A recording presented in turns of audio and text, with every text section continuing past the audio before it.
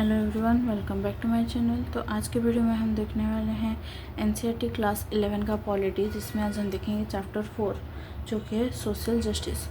तो शुरू करते हैं हमारा आज का chapter.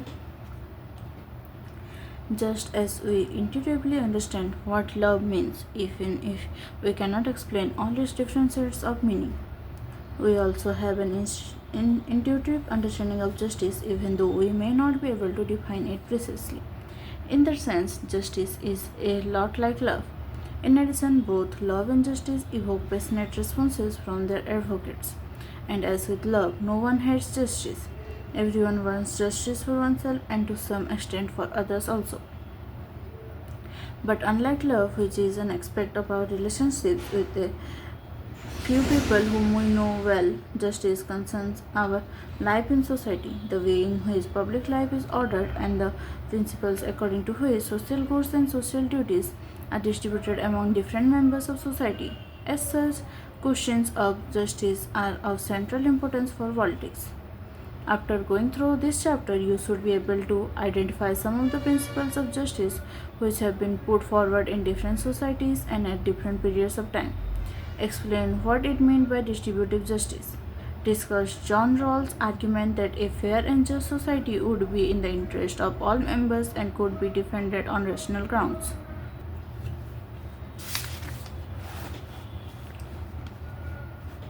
What is justice? All cultures and traditions have grappled with questions of justice, although they may have interpreted the concept in different ways. For instance, in ancient Indian society, justice was associated with dharma, and maintaining dharma or a just social order was considered to be a primary duty of kings. In China, Confucius, the famous philosopher, argued that kings should maintain justice by punishing wrongdoers and rewarding the virtuous. In 4th century BC, Athens, Greece, Plato discussed issues of justice in his book, The Republic, through a long dialogue between Socrates and his young friends, Glaucon and Adeimantus. Plato examined why we should be concerned about justice.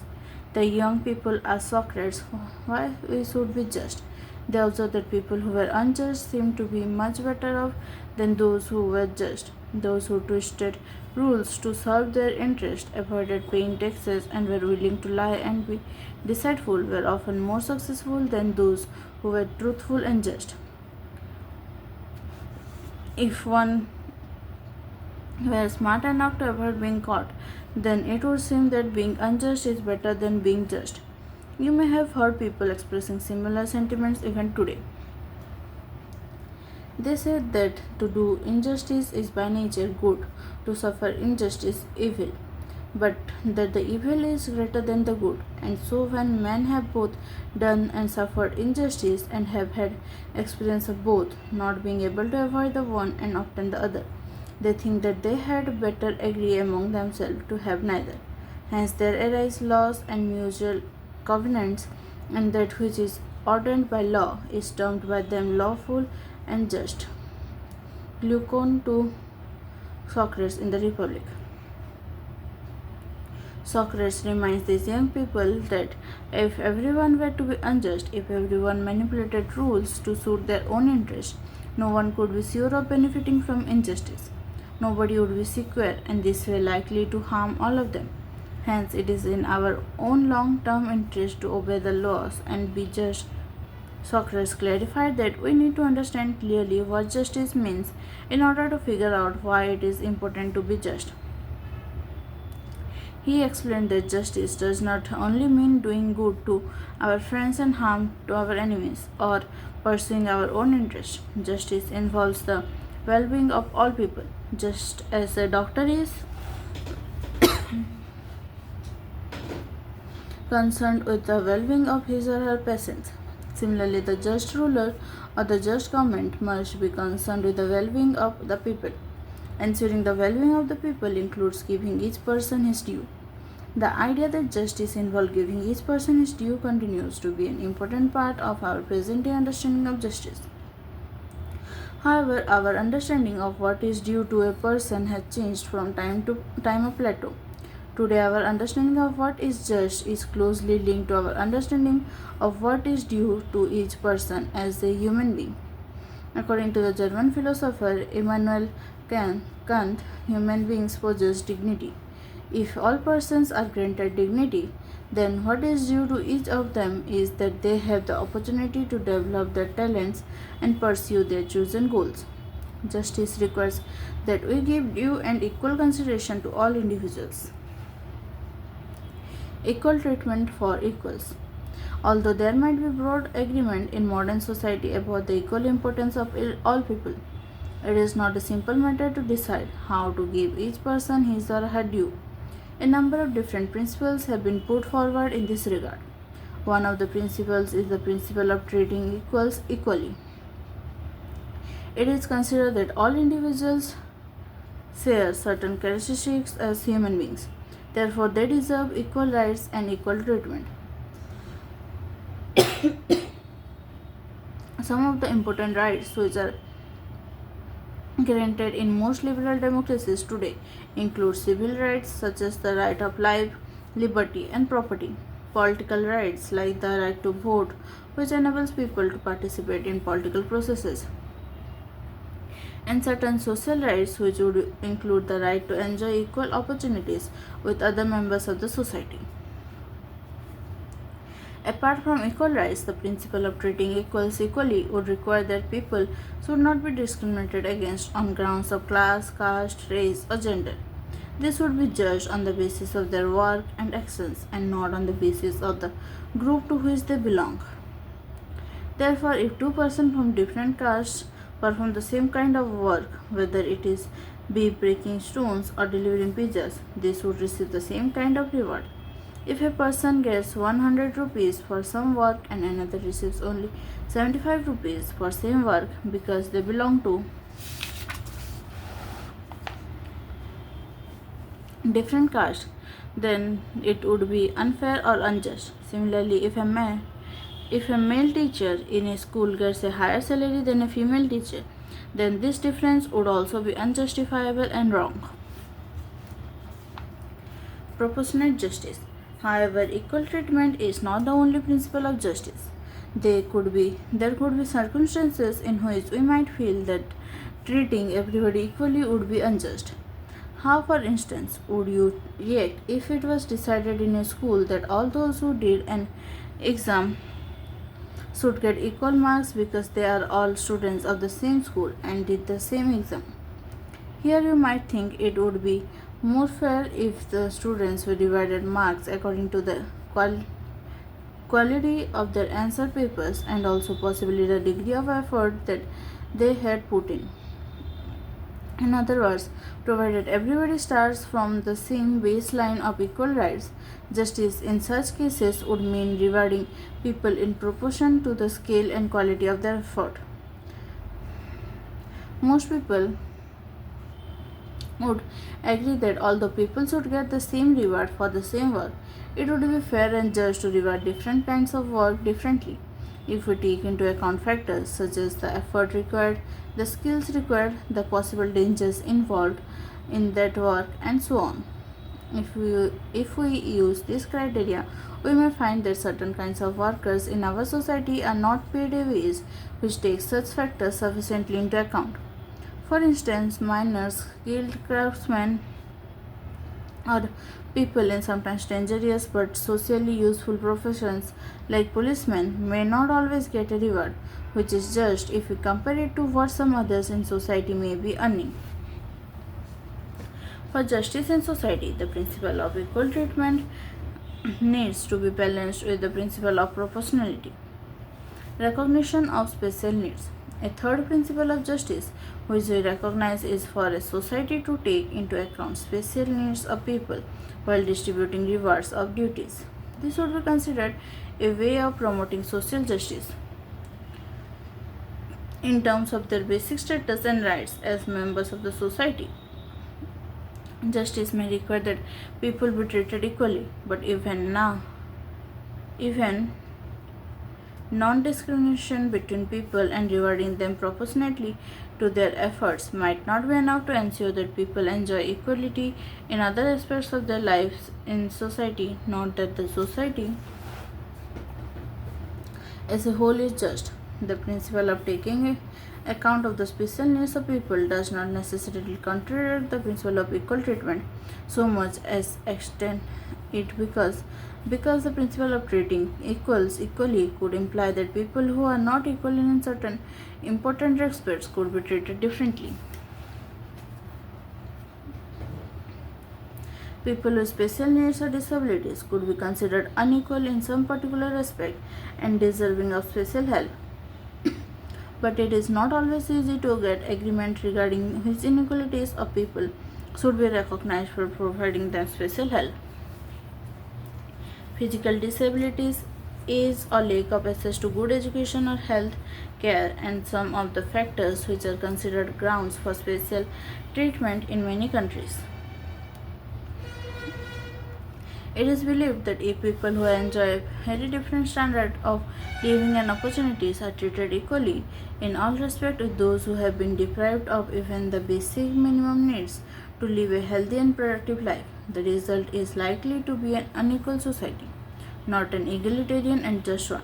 In our country, lack of access to good education or health care and other such facilities is often found combined with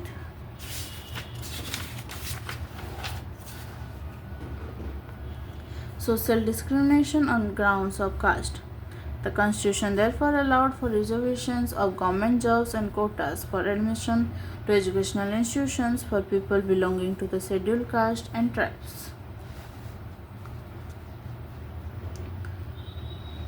Our discussion of different principles of justice has indicated that governments might sometimes find it difficult to harmonize the three principles of justice which have been discussed: equal treatment for equals, recognition of different efforts and skills while determining rewards and burdens, and provision of minimum standard of living and equal opportunities to the needy.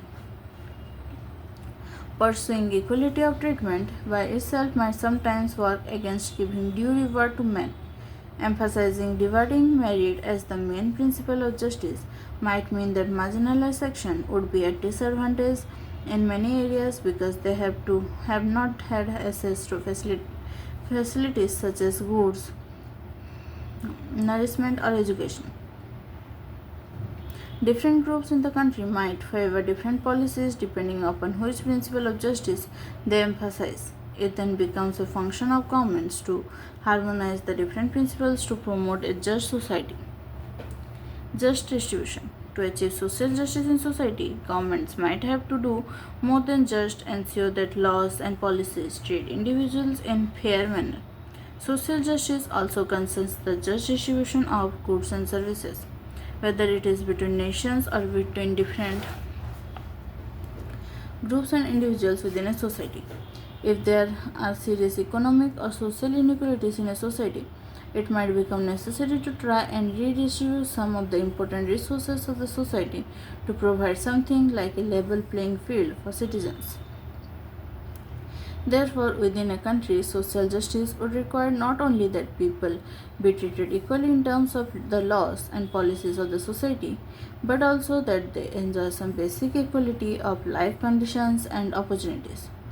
This is seen as necessary for each person to be able to pursue his or her objectives and express himself. In our country, for instance, the Constitution abolished the practice of untouchability to promote social equality and ensure that people belonging to lower caste have access to temples, jobs, and basic necessities like water. Different state governments have also taken some measures to redistribute important resources like land in a more fair manner by instituting land reforms. Differences of opinion on matters such as whether and how to distribute resources and ensure equal access to education and jobs arouse fierce passions in society and even sometimes provoke violence. People believe the future of themselves and their families may be at stake. We have only to remind ourselves about the anger and even violence which has sometimes been roused by proposals to reserve seats in educational institutions or in government employment in our country.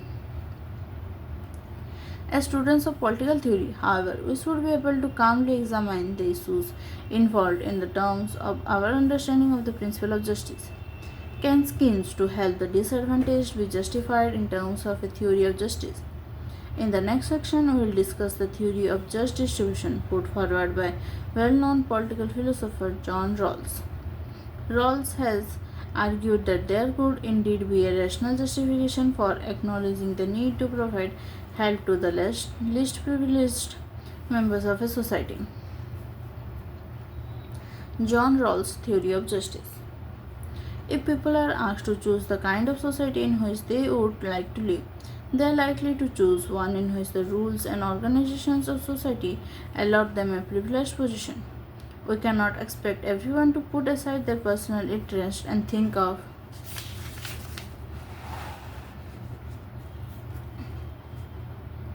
the good of society, especially if they believe that their decision is going to have an impact on the kind of life and opportunities their children will have in the future. Indeed, we often expect parents to think of and support what is best for their children, but such perspectives cannot form the basis of a theory of justice for a society. So, how do we reach a decision that would be both fair and just? John Rawls has tried to answer this question. He argues that the only way we can arrive at a fair and just rule is if we imagine ourselves to be in a situation in which we have to make decisions about how society should be organized. Although we do not know which position we would ourselves occupy in this society. That is, we do not know what kind of family we would be born in, whether we would be born into an upper caste or lower caste family, rich or poor, privileged or disadvantaged. Rawls argues that if we do not know in this sense who we will be and what options would be available to us in the future society, we will be likely to support a decision about the rules and organization of that future society, which would be fair for all the members. Rawls describes this as thinking under a veil of ignorance. He expects that in such a situation of complete ignorance about our possible position and status in society, each person would decide in the way they generally do, that is, in terms of their own interest. But since no one knows who he would be and what is going to benefit him, each will envisage the future society from the point of view of the worst of. It will be clear to a person who can reason and think for himself that those who are born privileged will enjoy certain special opportunities. But what if they have the misfortune of being born in a disadvantaged section of society where few opportunities would be available to them?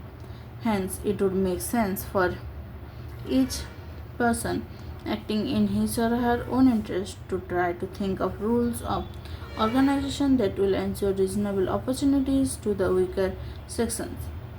The attempt will be to see that important resources like education, health, shelter, etc. are available to all persons even if they are not part of the upper class. It is of course not easy to erase our identities and to imagine oneself under a veil of ignorance, but then it is equally difficult for most people to be self-sacrificing and share their good fortune with strangers.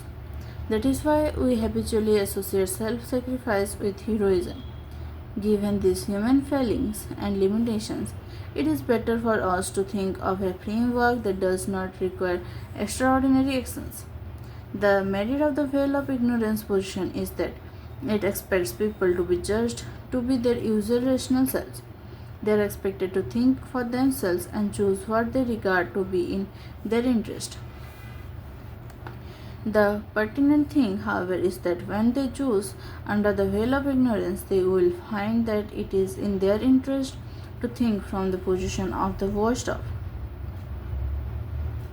Wearing the imagined veil of ignorance is the first step in arriving at a system of fair laws and policies. It will be evident that rational persons will not only see things from the perspective of the worst of, They will also try to ensure that the policies they frame benefit the society as a whole. But things have to go hand in hand.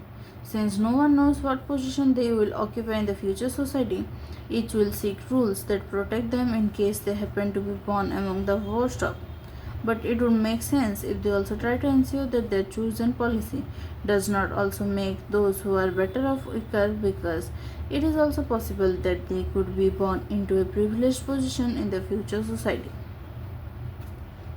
Therefore, it would be in the interest of all that society as a whole should benefit from the rules and policy that are decided and not just any particular section.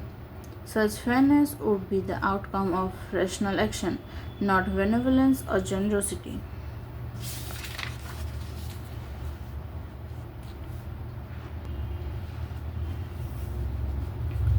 Rawls therefore argues that rational thinking, not morality, could lead us to be fair and judge impartially regarding how to distribute the benefits and burdens of a society. In his example, there are no goals or norms of morality that are given to us in advance, and we remain free to determine what is best for ourselves. It is this belief which makes Rawls' theory an important and compelling way to approach the question of fairness and justice. Pursuing social justice. In a society, deep and persistent divisions exist between those who enjoy greater wealth and property and the power which goes with such ownership, and those who are excluded and deprived, would say that social justice is lacking there. We are not talking here merely about the different standards of living which may be enjoyed by different individuals in a society. Justice does not require absolute equality and sameness in the way in which people live, but a society would be considered unjust if the differences between rich and poor are so great that they seem to be living in different worlds altogether, and if the relative deprived have no chance at all to improve their condition, however hard they may work. In other words, a just society should provide people with basic minimum conditions to enable them to live healthy and secure lives and develop their talent as well as equal opportunities to pursue their chosen goals in society. How can we decide what are the basic minimum conditions of life needed by people? Various methods of calculating the basic needs of people have been devised by different governments and by international organizations like the World Health Organization. But in general, it is agreed that the basic amount of nourishment needed to remain healthy, housing, supply of clean drinking water, education, and a minimum wage would constitute an important part of these basic conditions. Providing people with their basic needs considered to be one of the responsibilities of a democratic government. However, providing such basic conditions of life to all citizens may pose a heavy burden on governments, particularly in countries like India, which have a large number of poor people. Even if we all agree that states should try and help the most disadvantaged members of the society to enjoy some degree of equality with others, disagreements could still arise regarding the best methods of achieving this goal. A debate is currently going on in our society, as well as in other parts of the world, about whether promoting open competition through free markets would be the best way of helping the disadvantaged without harming the better of members of a society, or whether the government should take on the responsibility of providing a basic minimum to the poor, if necessary, even through a redistribution of resources. In our country, these different approaches are being supported by different political groups who debate the relative merits of different schemes for helping marginalized sections of the population, such as the rural or urban poor. We will briefly examine this debate. A just society is that society in which ascending sense of reverence and descending sense of contempt is resolved into the creation of a compassionate society. B. R. Ambedkar. Free market versus state intervention. Supporters of free markets maintain that as far as possible, individuals should be free to own property and enter into contracts and agreements with others regarding prices and wages and profits.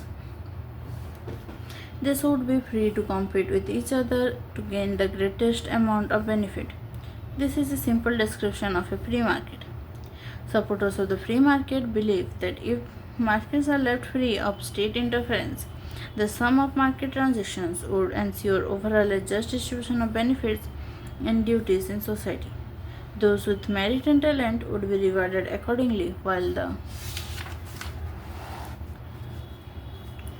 incompetent would get a lesser reward. They would maintain that whatever be the outcome of market distribution, it would be just.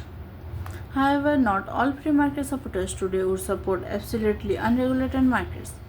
Many would now be willing to accept certain restrictions.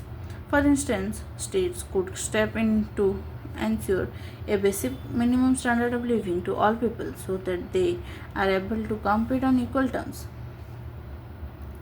But they might argue that even here, the most efficient way of providing people with basic services might be to allow markets in healthcare, education, and such services to develop.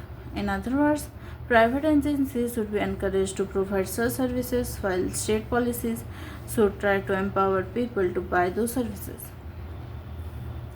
It might also be necessary for the state to give special help to the old and the sick who cannot compete.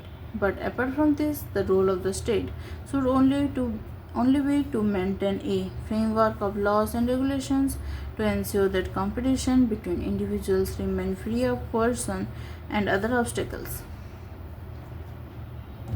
They maintain that a free market is the basis of a fair and just society.